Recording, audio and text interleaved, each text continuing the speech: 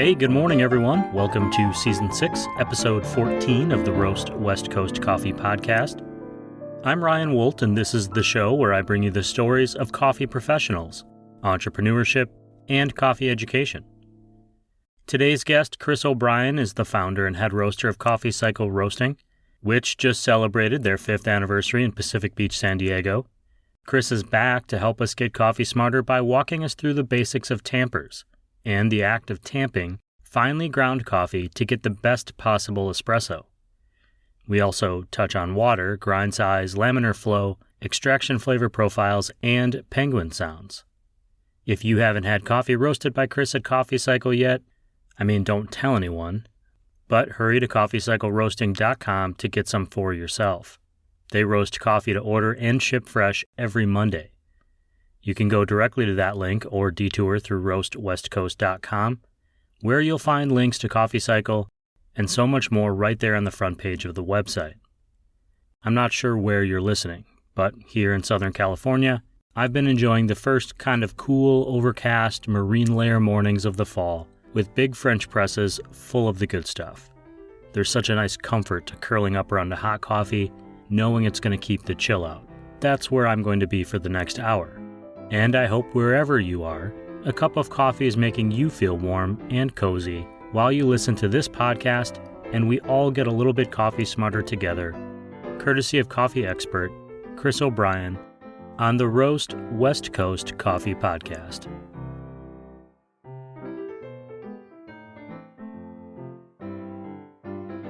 Well, we'll start there. Chris O'Brien, welcome back to the show. I always appreciate you being here, and I appreciate that you have woken up despite your probably hungover state from your recent anniversary festivities. Just presuming, I don't have any proof of that. I was not engaged in any illegal activities with you. Just past history has led me to that point. Welcome back to the show. Thanks. And make sure you return that duck that you had last night. It was a penguin. You must have really not been paying attention. No, it was a duck in a penguin suit. Oh, well, that explains so much. I have to be honest with you. The whole quacking thing was like freaking me out. I thought he was having an identity crisis. Penguins quack, man. Penguins do not quack. Dude, of course they do. I would assume they make like a penguin noise. Like I don't know. That's a good question. I'm going to Google it. Chris, years ago, you taught me how to pull an espresso shot. It took a long time for you to trust me to do that, but you did teach me how to do that. But before we even got to the point where I was allowed to pull that espresso handle, you made me tamp coffee and then dump it, tamp more coffee and dump it just to get used to the process of tamping coffee. And by that, I mean pressing finely ground coffee grounds into the bucket that you stick into your espresso machine. Yep. I feel like I'm losing a term there, but that's essentially what it is. Like you're pressing it into a compressed puck to put into the espresso machine so that when the water comes through, it's forcing its way through that puck. I want to ask you about the technique and about the equipment and about the style. I think there's a lot more that goes into it than people realize. But one, am I correct in explaining to the audience what tamping is? And two, can you explain what is a tamper specifically, the piece of equipment? Yeah, first of all, I really like the term bucket for the receptacle that the finely ground espresso grounds go into that you then insert into the espresso machine. The term is basket, or if you want to get really fancy, portafilter basket. Ryan, if we don't have fancy terms for things, nobody takes us seriously. So. I've only done 120 episodes of this show and worked in a coffee shop for a year. So occasionally I'm going to mix up bucket with portafilter. I think that's fair. Yeah. Like I said, I like it. It's the, it's the everyman's espresso machine has a bucket instead of a portafilter basket. Pretentious. If you don't know what it's called, it doesn't matter. I just had to call you out because you host the show. But so yes, you're putting finely ground coffee grounds into this bucket, into this basket that has some small holes on the bottom. It's a filter. It's a filter basket. So there's little holes in the bottom of the metal. That's where the espresso comes out. And when we put the portafilter basket, and we put this receptacle for these espresso grounds, these finely ground coffee grounds, into the espresso machine, we know that we're going to be hitting high pressure water onto those coffee grounds. Water wants to find the path of least resistance, right? So if you haven't compressed those grounds down, if you haven't made them into a puck, a hockey puck looking thing inside that basket, water's going to kind of shove the grounds off to one side, and it's just going to shoot straight through without really interacting with the water much. That make sense? Yes. A tamper is a little device that we use that fits inside, relatively perfectly inside the portafilter basket. It's round and flat, so it's a circle, and you push that flat side down on top of the coffee grounds, and you push it down to compress the coffee grounds into this little hockey puck looking thing. So if you were to tap that puck out of the basket, if you were to remove it from the basket, and it holds its form, hopefully, it would look, kind of like a miniature hockey puck. Right. And the tamper itself is deceptively heavy, but it looks like a stamp, but without the stamp part. It's just flat and smooth on the bottom. So there are a lot of different shapes and sizes for tamps. And I think most people that own a home espresso machines, especially, actually just a lot of them, have sometimes a built-in tamper or tamp. Sometimes those terms are used interchangeably to refer to the device that's used to compress those coffee grounds. And so sometimes you'll have a machine that has this little round piece hanging off of it. It's almost like a rod with a circle attached to the bottom of it. And the circle is sort of perpendicular to the rod. And so what you're supposed to do on those machines, you're supposed to lift your portafilter basket and push up against the tamper that is sticking out from the machine. So it sticks down from the top of the machine, and you lift the basket up, and it pushes the grounds down. Now, just get this out of the way. These things are terrible. The built-in tampers are terrible. They do a terrible job, and we'll probably talk about that at some point. Just know that they're terrible, and find one online somewhere that's not attached to your machine, because you will get better results. But yeah, the idea is you want to compress that coffee, and you want to compress it into ideally a perfectly uniform cylinder. And the cylinder is going to have a wider diameter than it does a height. So the height will be, maybe a third or probably a quarter of the diameter. And the diameter, if it's a standard espresso machine, will be about 58 millimeters. Standard portafilter basket is a 58 millimeter diameter basket. And that's a commercial standard, but a lot of home machines are made to that commercial standard. And then there are some that are made to a smaller standard for home use. And those take less coffee, obviously. And they have to have a specific tamper for that diameter basket. So the idea being you take the tamp, whether it's on the machine or it's a separate piece that you're pressing down into this portafilter. When you say uniform, you essentially mean that puck is compressed equally across, like, throughout the entire thing. So the same amount of finely ground grounds throughout the thing, so that when the steam or the high pressure water hits it, it infuses it equally. So all of those grounds are equally being extracted for flavor before they're pressed out. Why does the tamping part of it matter to the coffee product? Like, if I don't tamp something well, if I just suck at it, which I feel like was something that was said to me enough that I remember it 5 years later. I was so nice to you. You are being mean to me right now. Let's just hypothetically say that I remember that differently. Hypothetically. If I wasn't very good at it, let's say I did a bad tamp, or maybe my tamp, when you say even, it also means somewhat level. It means flat. What if it was off a little bit, or there was a groove? How does tamping correctly impact the coffee, or not, or tamping incorrectly impact the coffee? I will try not to rant too long on this one, because it's It's definitely a bit of a rabbit hole, but there was recently, a couple of years ago, a paper released by a group of scientists, including a guy named Chris Hendon, who is a well-regarded coffee scientist who also wrote a book called Water for Coffee, about the chemistry of water and how it affects coffee extraction. And Chris Hendon and his colleagues' paper was written to mathematically model how water flows through an espresso puck, and not just mathematically model that, but model it such that they could take the equations they used to model it and work it backwards and come up with a ideal espresso recipe to make espresso more efficient and better overall.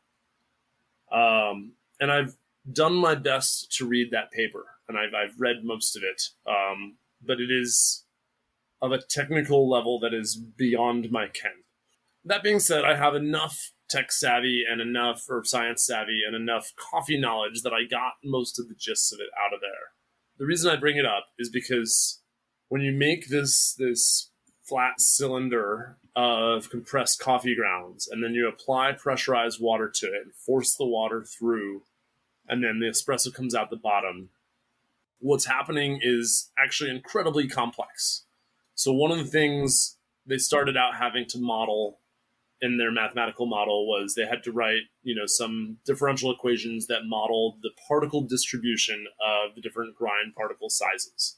Grind coffee fine, and you think that it's all exactly the same size, but of course, these aren't like perfect little pieces of cubic zirconium. These were once part of a coffee bean that has been shattered and cut and broken, ground and broken up until they reach approximately the same size each. And when you're talking about making an approximate same size each, you're going to have a bell curve distribution where there's going to be most of the particles are in this kind of ideal range. And there's some that are outliers, some that are ultra fine particles, and some that are a little bit larger, fines and boulders.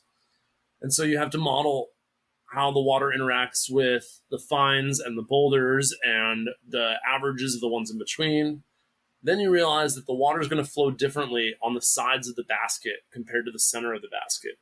The metal side of the bucket, the basket that we've put our compressed puck of coffee in, the metal sides are going to affect how the water flows. It's going to create what's called, I think, laminar flow, if I remember right from this paper. But basically, the water is going to be hitting off the side of the metal and coming back in to interact with the coffee in some ways. It's just going to affect how that water flows closer to the edge of the basket rather than in the center. So the water flow is not perfectly universal and even. In a lot of machines, we have a screw holding up a screen above the basket. It's called a dispersion screen. It's supposed to shower. It's also sometimes called a shower screen. It's supposed to shower water down evenly and equally with this pressurized water among the entire surface of the compressed puck of coffee we've made. Well, there's a screw in the middle of it. So is that going to affect how the water flows down into the center? So all of a sudden we realize that there's all these things that are going on. And there's even more than that. When you compress that coffee with your tamper and then you put it in the machine, you're probably not realizing this, but the amount of pressure that water is putting on that puck of coffee is so much more than you were compressing it with your hand. I once saw an illustration of 3 ballerinas balancing their toes on one portafilter because there's something like over 300 pounds of pressure equivalent being put on this puck of coffee from the water pressure. And so, we have a tamp that has an auto leveling plate and a spring on there, and the spring is calibrated to, I think, 20 pounds of pressure. So you're putting 20 pounds of pressure on there, and that takes some force, that takes some pushing. And there's some schools of thought that say you're supposed to put 30, some schools of thought that say 15 is fine, whatever it is. None of it's close to 300 pounds. So the puck actually compresses further after you turn on the water at 9 bars of pressure in your espresso machine. Well, how does that affect how water flows in there? And so now we've demonstrated that this thing is pretty complicated, right? Pretty complicated, I think you could say. I'm fairly confused. Yeah, absolutely. I mean, you look confused, so I just, thought I'd check in. So since we know that it's super complicated, well, we know that there's all these ways that we can screw it up. And the main ways that we can screw it up are by tamping unevenly, creating a high side and a low side to that cylinder. Which then would cause the water to run further down one direction or overflow on one side than the other. Right. Water's going to want to find the path of least resistance. So if there's less coffee in the way on one side, more water is going to flow through the side that has less coffee, and less water is going to flow through the side that has more coffee. So if you've unevenly tamped, we have an under extracted side where there was more coffee and less water, and we have an over extracted side where there was less coffee and more water. So that's not going to taste very good. And it's going to be hard to figure out what you did wrong because it's going to taste both over extracted and under extracted. So a level tamp is very important.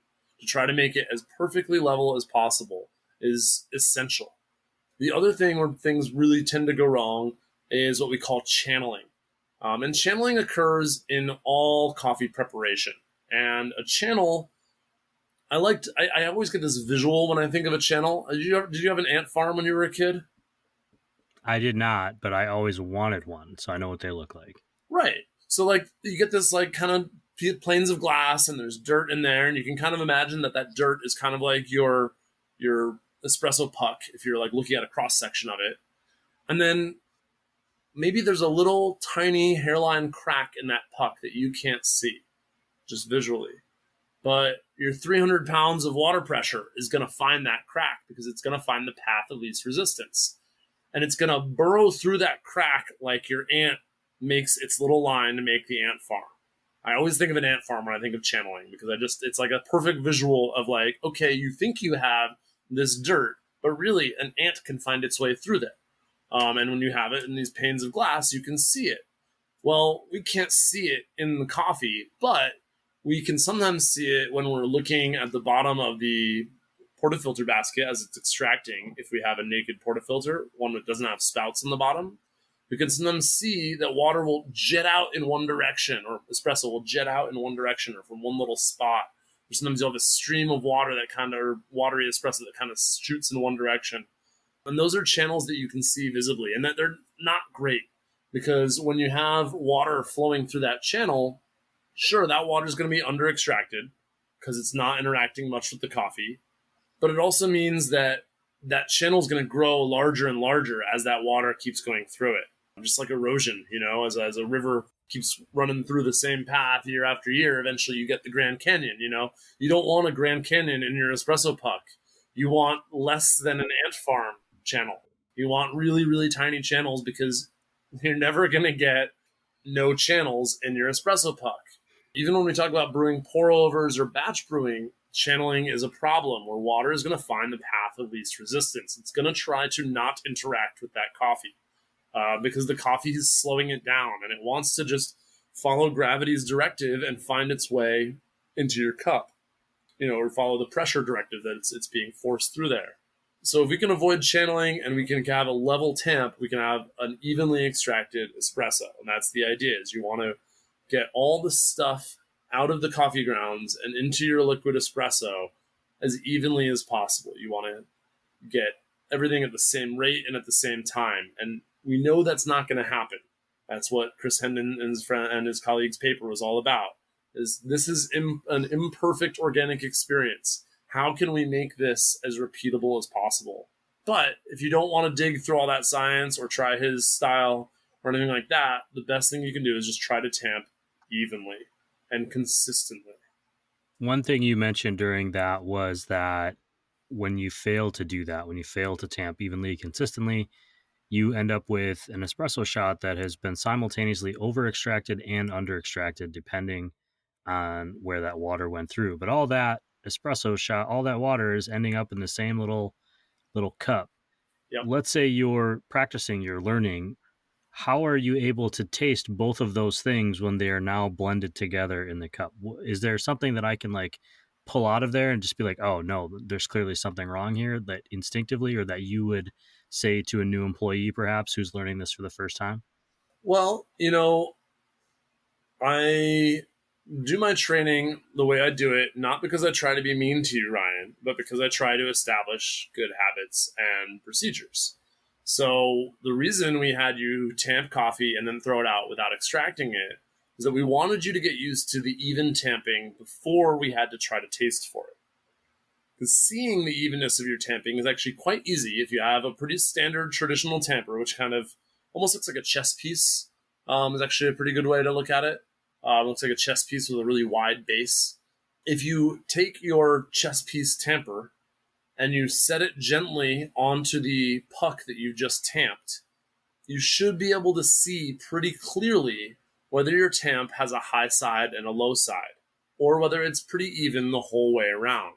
And I remember watching you hold that portafilter basket with the tamper perched in it up to eye level and just inspecting all around it and looking at it very carefully from every direction because you wanted my approval. It was so sweet. Emotional scars run deep, Chris. No, because you actually cared about making a good product and you knew that I was trying to guide you to making a good product. And if you can tamp it evenly, if you can not see any visual discrepancies from that inspection, then you're already on the path. Now, when we're tasting it, can you taste under extraction and over extraction at the same time? And yes is the answer, but it's hard. It's much easier to taste under extraction or over extraction. And so the tastes I have people look for under extraction are salty, metallic, and sour. And those salty, metallic, and or sour tastes are going to come from under extraction, whether you're under extracting by ratio, by time, or by channeling. And then over extraction, the easiest thing to kind of look for is I look for barbecue sauce in espresso. I taste barbecue sauce. That to me is an over extracted espresso shot. There's some schools of thought that don't like to talk about over extraction being like a real thing. They like to say that all over extraction. I don't really know where they're getting at with that, but I know that there's some people out there that are better at coffee than I am that say that over extraction is just a poor version of good extraction or something like that. I don't know exactly, but I know that there's some people that avoid the term over extraction. I don't mind it. I think that if you leave the puck with pressurized water flowing over it for too long, you're going to start getting the taste of barbecue sauce, and I don't like that. I want to get something that's clean, sweet, has a nice acidity. Maybe there's a slight detectable saltiness, but as long as I get a good amount of sweet to balance out that saltiness and that, detectable acidity, I'm pretty happy with the espresso. But I want sweetness to balance out those salts and sours. So you need to extract it enough to get sweetness out of that. And that's why it's always a good idea to stir your espresso when you're tasting it to evaluate it, because the sugars will fall to the bottom and you want to really bring those up to the top and taste them. You want to always take at least a couple sips out of your espresso, stirring it every time to really see, do I get sweetness out of this? Because espresso is pretty intense. So you really want to make sure that you're letting your palate evaluate it fully. Now, with tamping, I also want to ask you, does tamping correctly matter to the barista? And I ask that because I remember you correcting my physicality while I was doing it. Yes. I would take the grinds, I'd put them in the portafilter, I'd tap on the counter, I'd kind of lean over it so I could put as much weight down on that tamp as possible, pressing from the elbow down through the wrist into that tamper. And you would always correct, the position of my elbow or my wrist or how I was doing that. Why does that matter? Why can't I just push it down however I want? And how does it impact that barista? And obviously, if you work in a cafe and so you're doing this repeated time over time, which will have a different type of impact. But even for somebody who is tamping at home, why does this form matter? Repetitive motion injury is a real problem. And so, professionally, baristas, we're highly susceptible to repetitive motion injury from the action of tamping. And I just want to make sure I go back, and I don't want any listeners to get the wrong idea. I know you didn't intend this, but you do not put as much pressure as you can on that puck. That is going to start hurting you because your body isn't really meant to be putting that much pressure in these directions, regularly. So you want to push until the coffee pushes back, is sometimes the way it gets put. Obviously, the coffee is not actually pushing back. It's just sitting there inertly. But as sort of a guideline for like how it feels to push on to the finely ground coffee grounds, you're gonna feel them getting smaller and more compact until you stop feeling that. And when you stop feeling that and you are continuing to push, that's when the coffee is, quote, pushing back.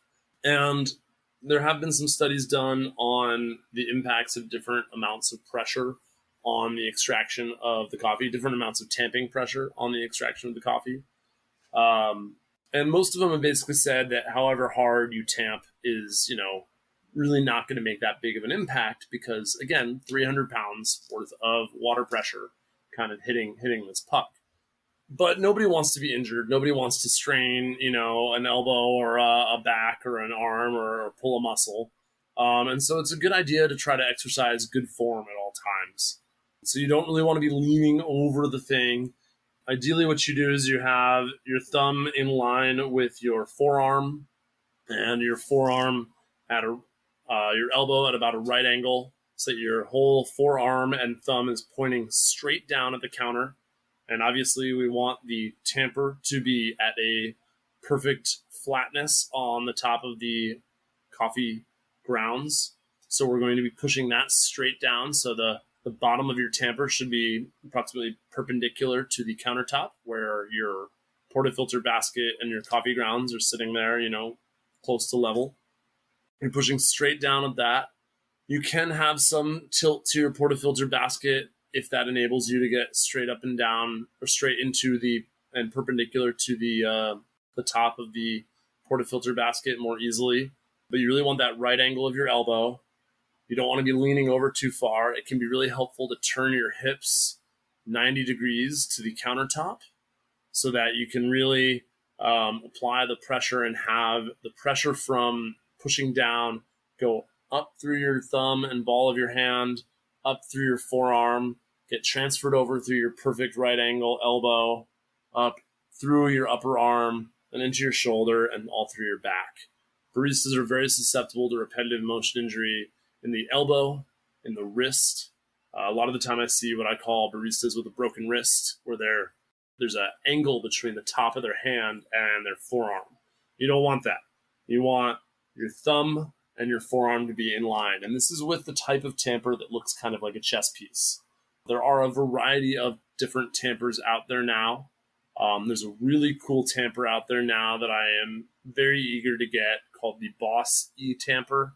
That's a portable electronic tamper that you just put on top and twist and it automatically tamps. This is a more accessible, lower price kind of consumer grade version of the puck press, PUQ press. The puck press is an electronic tamping device that's sold to specialty coffee shops. It's to avoid barista elbow, barista wrist. I have repetitive motion injury in my right elbow from tamping for years with bad form. And even though I haven't tamped with my right arm in probably 7-8 years, when I do try to tamp with it again, if I do it for, more than 5 or 6 drinks, even 3 or 4 drinks sometimes, I'll start getting shooting pains up and down my entire right arm. And it's like quite painful. It's not comfortable. There's a reason that Starbucks has all fully automated espresso machines now that grind, tamp, and empty the pucks all in one. And that's because they had, with some of their really high volume cafes, they had some really bad injuries.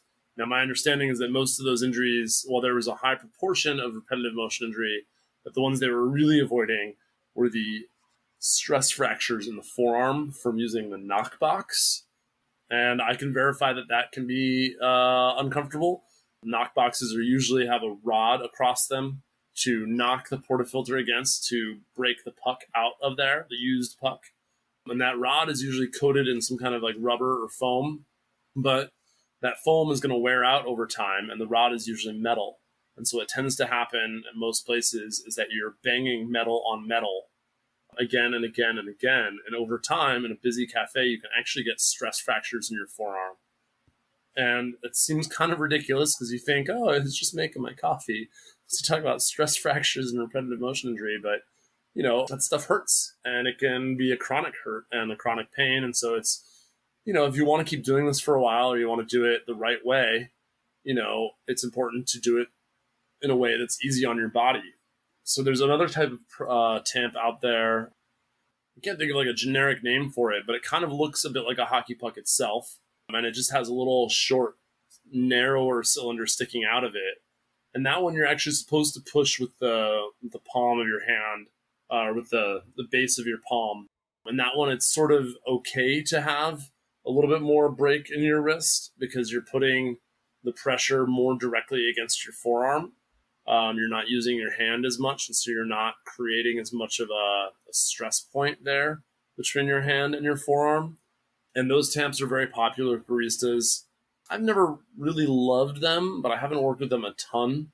Our tamps have an auto leveling plate on them, so it's impossible or near impossible to tamp unevenly with that plate on there. The plate will rest against the lip of the basket and make sure that your tamper can't really be at an angle as you push it down. And I find that, helps a lot of consistency, but it also helps with this newer problem that we're experiencing as we get precision tampers. This is something you asked me if this is a topic that I was interested in doing today, and I kind of thought I'd be talking about precision tampers more. But instead of just been talking about tamping basics, do you know anything about precision tampers?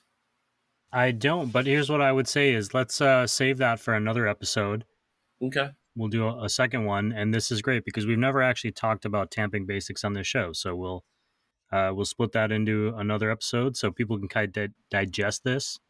Yeah. Or if they're already beyond this point, they can skip right ahead to that precision tamping episode in the future. Cool. Awesome. Well, I appreciate you very much, Ryan. It's always a pleasure to chat about coffee with you, and I'm pretty sure that you have no repetitive motion injury from working with me. Not from working with you.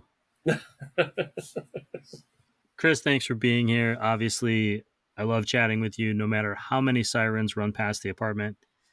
I'm looking forward to sitting down with you and just enjoying a cup of coffee that hopefully somebody else makes for us sometime soon. God. That would be nice. I appreciate it. As long as you're not making coffee, we'll be all right.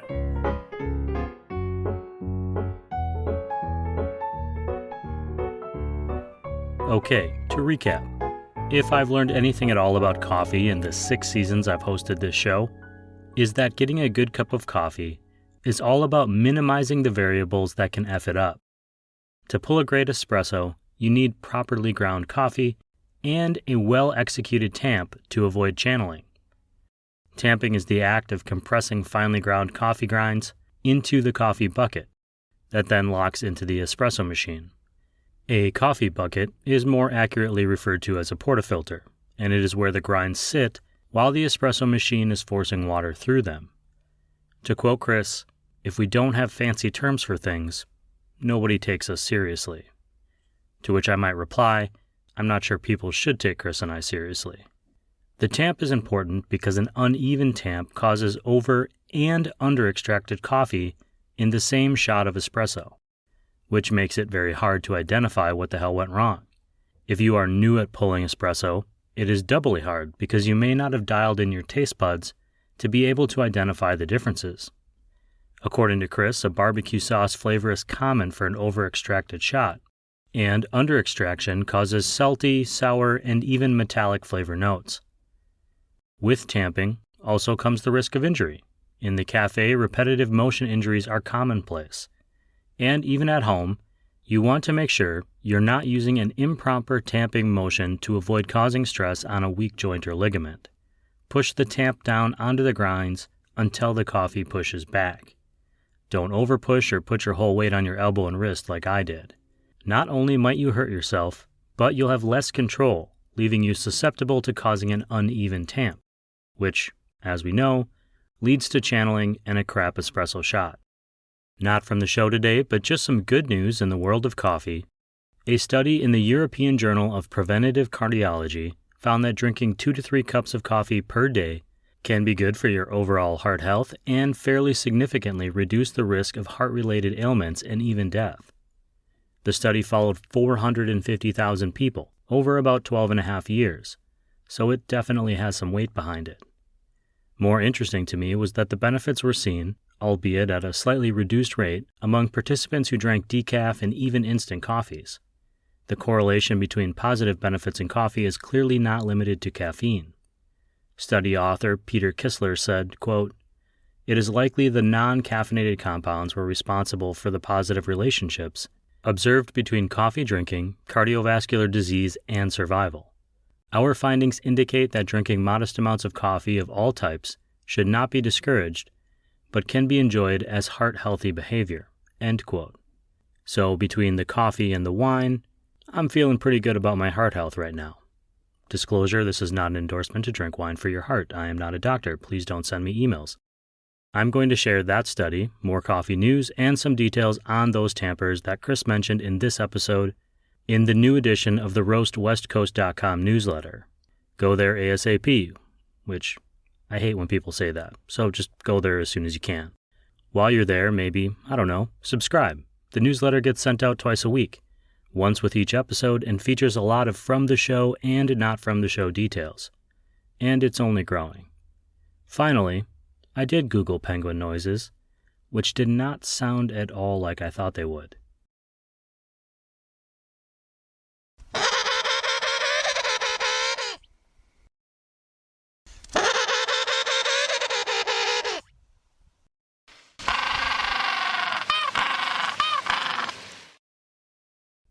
Thanks to Chris for coming back once again. He's going to be rejoining us in Season 7, and I've already sent him a list of topics to study up on. Coffee Cycle Roasting is one of the show's industry partners, who, along with our paid newsletter subscribers, ensure that this show gets made every single week and helps us continue to grow in the craft coffee community. Other partners include Café Laterre, Moster Coffee Company, Steady State Coffee Roasting, Camp Coffee Company, Coffee Cycle Roasting, Ignite Coffee Company, Maria Coffee, Cape Horn Coffee Importers, and Ascend Coffee Roasters. Thank you all for listening and for supporting this show. This episode of the Roast West Coast Coffee Podcast has been written, produced, and recorded by me, Ryan Wolt. I hope this episode has found you happy, healthy, and with at least enough sanity to make it through the day. Always tip your baristas, and be sure to drink good coffee.